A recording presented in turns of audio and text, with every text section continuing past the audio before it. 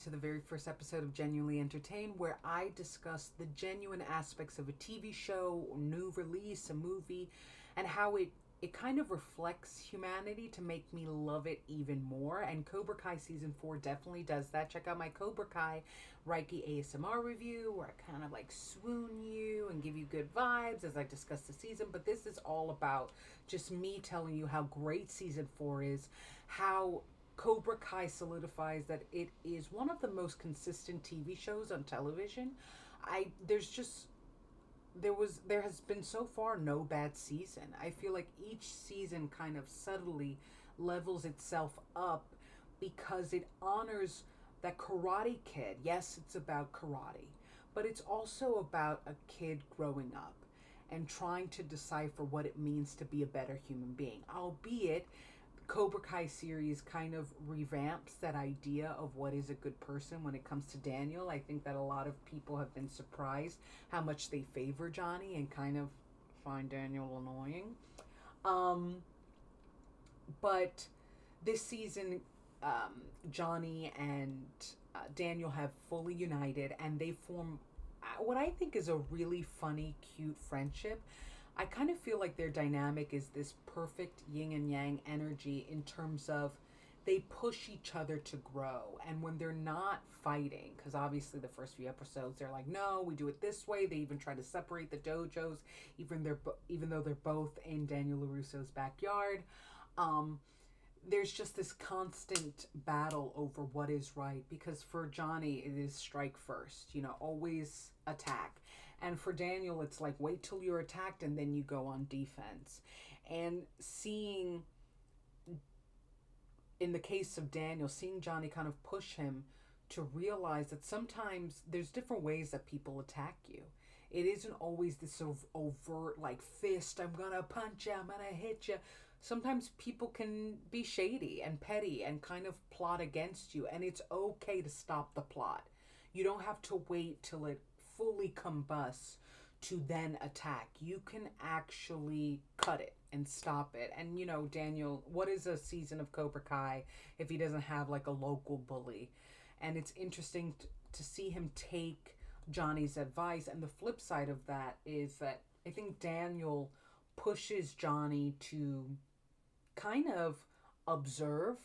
Johnny's definitely bold and always, I get what I want. And I think Daniel teaches him that sometimes you have to wait. Sometimes you have to observe and look around before you make the attack. It's okay to, yeah, listen and see how you can get what you want via what another person needs. And that is particularly a really cool dynamic and lesson that Johnny learns in his relationship with Miguel's mom. I think that seeing her in the show become more of a frequent character. First of all, I love her. I think she's super sweet and like Miguel just brings out this real softness to Johnny, and part of why we love their family is because they just trust Johnny and they build Johnny and they believe in Johnny. And Cobra Kai, I think, has thrived because it took a character that was so painted as the villain, like just no depth. He's the jerk that's always bullying Daniel, and gave him wounds, and gave him thoughts, and gave him a backstory, and made him so much richer than what the original series did. And in a way, it did that with Daniel as well, even though it was to the disliking of many, because we found that he was righteous and he wasn't always kind and thoughtful like it was so presented in the original Karate Kid series. And I think that part of why their friendship thrives is that they do make each other thoughtful. They do make each other think better. And it comes with some really warm and funny scenes, especially because this season, one thing that I like that they did was they kind of separated Robbie, and you think, of course, he's joined Cobra Kai. Yeah, he's separated, but I thought they would chase him more. Like I thought every episode would be like, oh my God, Cobra Kai's evil. Like they were just going to be driving around the parking lot every 5 minutes to be like, Robbie, come back. And they really both mutually gave him space, and it made me like Robbie even more and kind of understand him more, because even though he's under the tutelage of John Kreese and now Terry Silver, who joins him, um, he wasn't chasing anybody. He wasn't chasing Sam. He wasn't trying to be Daniel's son. He wasn't being mean to Johnny.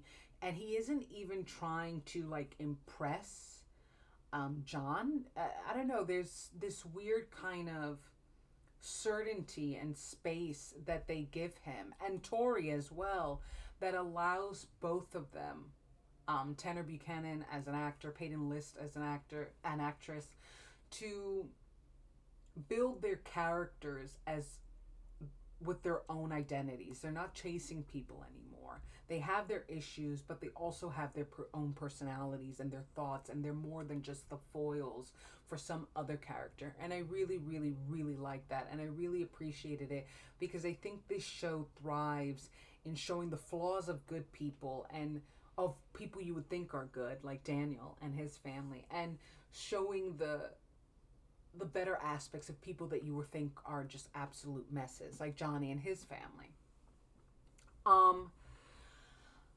When it comes to Johnny and the show in general, I think that daddy issues have always been a theme, but it's a really big theme this season. Like, it's all about kind of realizing that how your parents love you does affect how you love yourself.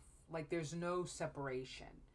And we get a lot of flashbacks. And what was surprising to me was to see how much John Kreese genuinely loves Johnny. He just has this really poor misconception that only tough love is true love. Like, if you're consistently breaking down the person you love to push them to be better, then you're doing a good job.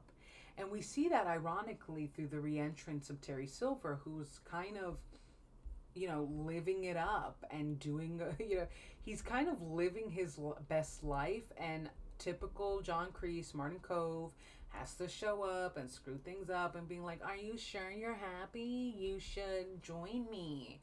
And it's so funny because he obviously lives to regret it in many ways. Like, I was kind of like, the ending of this season, I was like, plot twist, hello. Okay, Terry, we see you're shady, Terry. And I think that's what's so interesting. He gets angry at Terry for kind of, obviously they go against Cobra Kai, go against Miyagi-Do and the union between Daniel and Johnny, and they even challenge them into a fight.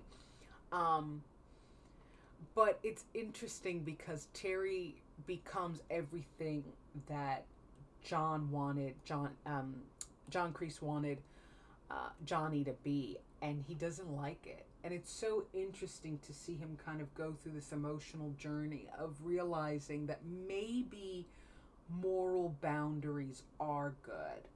Maybe giving people their space or having your son challenge you to do better as the dad is natural, and it's good and it's right.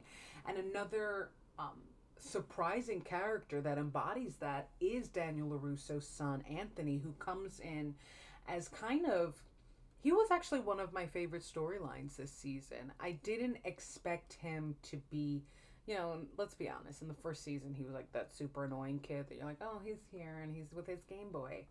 I didn't expect him to have such a good storyline, because they kind of made him the Johnny of the series, like a young Johnny. He's a bully and he is kind of emotionally wrecked because he's living with a family that appears picture perfect. Sam is the golden child and he's just maneuvering through, and it's interesting to see both of them rebel. I don't know why I don't feel a real affinity to Mary Mauser's Samantha, and I still don't feel it in season 4. I think there's something really babyish about her character, and they try to mature her this season by giving her a lot of self-reflection in terms of how she relates to her dad and always being the good daughter. But it just doesn't land for me. At least it didn't land for me as much as with her brother Anthony and seeing him kind of feel a little bombarded by all this karate and all this, moral righteousness, and really, maybe because he's a surprise character or he's just better written, I don't know. They really made him meaty in a sense, kind of like he felt more like the audience, as somebody just watching everybody do all this karate and say all these old adages and phrases on moral laws, but not really follow them, and feeling lost because he doesn't have it, a guide exactly. And I thought that was really, really, really, really interesting. Another character that I love, that I will always be beloved and a fan favorite, is Miguel. I think Zolo Maridueña is an excellent actor. Why? Netflix has not given him his own YA movie is beyond me, because he has probably one of the most heartbreaking scenes I've ever seen in Cobra Kai. Like, heartbreaking. Like, you cry with him. You're like, oh my God, life. And it all follows that theme of fatherhood and kind of realizing that even in the absence of your father, you're being molded by him. Like, his lack of a presence in your life still oddly teaches you and parents you in a way. And he just has this total breakdown, and he's such a good, not only is Zolo Maridueña a great actor, but Miguel is such a good human being. Like, he's a really good person. And I think that that's what people love about this character. You just sense the sincere optimism and joyfulness and goodness that even Daniel and Johnny don't have. And yeah, Miguel gets closer to Daniel, to Johnny's jealousy. But it's really interesting. This season is kind of them, Johnny really wants Robbie out of Cobra Kai, and he's giving him a space to figure himself out, but there's this longing. And it's interesting to see how that longing kind of checks both of them in realizing that they are not father and son. They are like father and son, but they are not father and son. And there's this yo-yo of Johnny feeling bad about that and Miguel feeling bad about that, because they're both obviously becoming a family now that Johnny's dating Miguel's mom. But I don't know, the acting, you're gonna know the scene. You're gonna know the scene when you see it, because it's gonna be like, oh my God, what is life? Life sucks. Life is horrendous. I hate life. Hug him. But yeah, Terry Silver returns to everybody's excitement, and he's like a real villain. Like, he shows John Kreese up, and I don't know, the season felt rather quiet, surprisingly, and I liked it for that reason. Like, it was super thoughtful and super analytical about what is people's relationships with their dads, and what it means to kind of love yourself despite how they loved you, how they failed to love you, how they could have loved you, how they could have taught you to love yourself, like all those complexities. And seeing everybody by the end of the season kind of get a little checked because of that. That was really, really cool. So check out Cobra Kai Season 4 on Netflix December 31st. This was an episode of Genuinely Entertained. Enjoy. Yeah.